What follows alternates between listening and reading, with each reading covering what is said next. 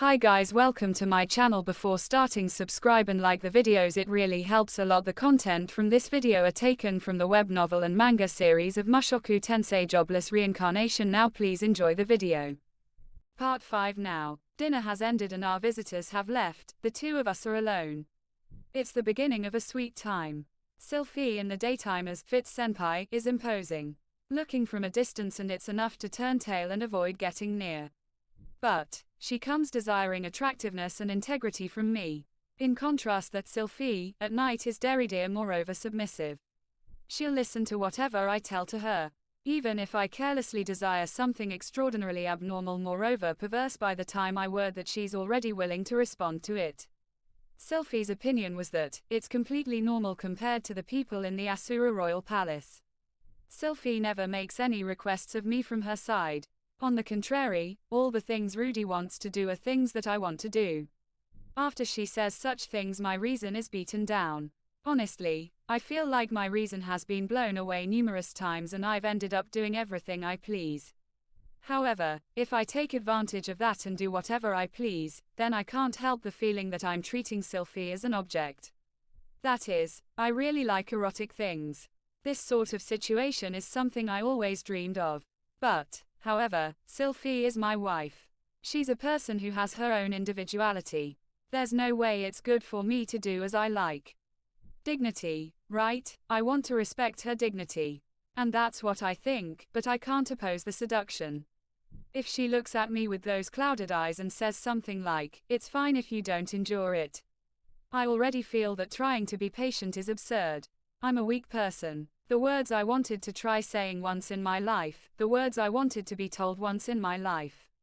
The things that I wanted to try doing once in my life, the things I wanted done to me once in my life. I have the feeling almost all of those in that area have been done in these past 2.5 months. I haven't been forcing her to overdo it. I haven't forced her to do things she doesn't want to. However, I really want to do something for Sylphy from my side as well. Thinking that, I tried to ask her, "Hey, Sylphy, don't you have anything you want me to do?" Then, the thing you promised before, do you remember? The instant I heard that, I immediately fixed my head to the floor. "I'm very sorry, I don't remember." I honestly apologized. Sylphy raised my head in a fluster and forgave me, saying, "It was something from a year ago, it can't be helped. I might be no good in places such as this. Look, Rudy used it, didn't you? Ranoa magic disturber. I want you to teach me that. That's a simple order. I will teach you to the best of my ability." Since that's the case, it became that after dinner we would teach each other magic. Particularly teaching each other. For the time being, I have learned and can use up to advanced healing magic. "Rudy, you're taking healing magic lessons, right? I'll teach you." I was teaching Sylphy Ranoa, and Sylphy was teaching me chantless healing magic. It was that sort of schema. If it's this, then there's no meaning to it. But, just teaching her, it seems she feels thankful. I wonder if Sylphy is the type to devote herself. I wonder if I'm the type who can't feel comfortable without doing something in return. I wonder if I'm the type who feels sorry towards the other side unless they let me do something for them. However, chantless healing magic is something that I wasn't able to do until now.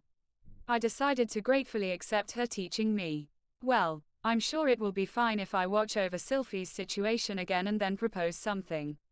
Well then, if you understand the theory, you can quickly use chantless healing magic. There was a period when I thought that as well. I don't feel it's any different from other chantless magics though. I couldn't use chantless healing magic. Even after I heard the theory from Sylphy and tried to put into practice as well, I still couldn't do it.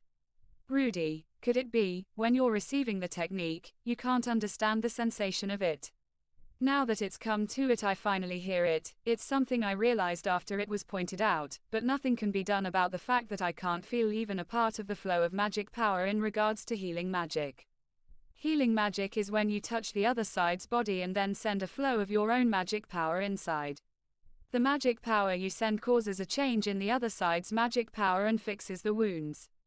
In other words, it's a feeling of using your own magic power to intervene with a target's magic power to heal their wounds. I'm on the side that has no sense for intervening. If I were to say it, if you touch the palm of your left hand with the index finger on your hand, it's the same sensation that you can't feel things from the side of the index finger. I understand that attack magic has a flow similar to the feeling of flowing blood, but it sure is mysterious. It's not limited to just healing magic, but all of the so-called support type, buff and debuff type magics, I can't use chantlessly. I wonder if this is the same as fighting spirit, something that all but reincarnated individuals can use. Although, it could simply be that my weak type is healing magic. We could just say that's the case. Somehow, I'm a bit relieved. There are things Rudy can't do after all as well. While Sylphy's saying that, a shy smile floated to the surface. To be surpassed in a single field is a bit mortifying, but if there was nothing she could win in, thinking like that, I feel sorry for Sylphy as well. This is fine. Despite my worthlessness, Sylphy somehow or other managed to understand Ranoa magic disturber.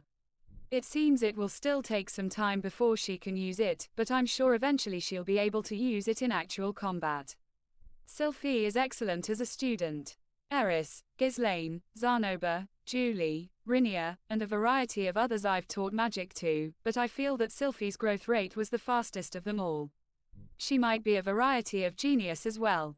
But, somehow it's unfair, right? If you have this used on you, magicians won't be able to do anything.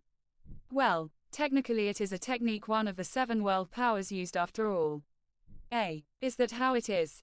Rudy, you have an acquaintance among the 7 world powers. No, they're not really mine, but Nanahoshi's acquaintance. If I were to tell her I was almost killed, as expected, she would worry. It's probably safer to not let out Orsted's name as well. After teaching her Ranoa at my own convenience, it's not out of the question that he would come to attack me again. It's better if you don't talk about this very much to other people. About Ranoa as well. If there's a time when something happens and an opponent shows up from the 7 world powers, I won't be able to do anything after all. I understand. It's a secret. Sylphy seriously nodded while saying that. Part 6. On the days when Sylphy doesn't come home, I work on cleaning and laundry. It's fundamentally come down to where it's my job to wash Sylphy's clothes as well. Sylphy's clothing, for example Sylph's panties and brass as well. Of course, as a husband, I refrain from perverted conduct. Putting them into my pocket and returning to my room, moreover things like making use of them don't happen. At most, it's to the degree of sniffing them once. The young libido that is acquired there is somehow received by Sylphy herself once every 3 days. The cleaning, for the time being it's somewhat done, but if Sylphy were to say then it seems it's crude. During my adventurer days, whenever I would stay over in a new inn, I thought I was cleaning up properly, although leaving things scattered is still my forte after all. On the days Sylphy is off as well, she cleans up. We live in a somewhat spacious mansion for 2 people.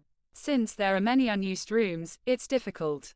While I continue to think it's no good continuing like this as well, it is too spacious. I wonder if it would be better to hire a maid. Speaking of maids, it would be Lilia.